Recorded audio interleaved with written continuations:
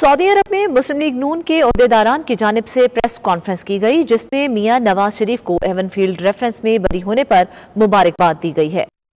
Saudi अरब में मुस्लिम लीग नून के ओहदेदारान की जानिब से प्रेस कॉन्फ्रेंस की गई, जिसमें मियां नवाज शरीफ को एवनफील्ड रेफरेंस में बरी होने पर मुबारकबाद दी गई। सीनियर नायब सदर मुस्लिम लीग नून महमूदुल हक डोगर नेम, सदर मुस्लिम लीग नून रियाज रीजन Adnan Iqbal Bhatt, general secretary Mirza Munir Baig, media coordinator Ahsan Masood, सदर वुमेन विंग डॉक्टर कमल, सदर youth wing GM Awan, Makhdoom Amin समेत दीगर ने प्रेस कॉन्फ्रेंस की और कहा कि नवाज शरीफ के खिलाफ बेबुनियाद और झूठे रेफरेंस दायर करके इंतकाम का निशाना बनाया गया। नवाज शरीफ की क़यादत में एक मरतबा फिर से पाकिस्तान तरक्की और खुशहाली का सफर शुरू करेगा और अवाम खुशहाल होंगे। मियां साहब सुरखरू हुए और इंशाल्लाह ताला मियां साहब इसी तरह सुरखरू होते रहेंगे।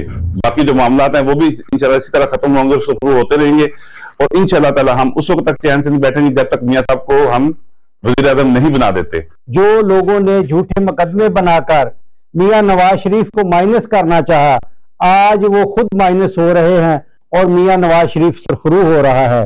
जीत है ना, ये पूरे पाकिस्तान की जीत है, पाकिस्तान के गरीब अवाम की जीत है, किसानों की जीत है, तालिब इल्मों की जीत है, खवातीन की जीत है, हमारी यूथ की जीत है। नवाज शरीफ की आज फतह थी, साथ ये मरियम नवाज की भी फतह थी, साथ ये कुलसूम नवाज की भी फतह थी और हम लोगों के लिए, पाकिस्तान के आम अवाम के लिए बहुत होप है कि इंशाल्लाह हम लोग आइंदा अच्छा, सिर्फ अब ये हमारे लिए बड़ा चैलेंज है कि मुस्लिम लीग के जो लोग हैं कि हम लोग कैसे आगे पाकिस्तान को लेकर चलते हैं। शुरका ने मजीद कहा कि नवाज शरीफ को सियासी इंतकाम का निशाना बनाया गया। फतह हमेशा हक और सच की होती है।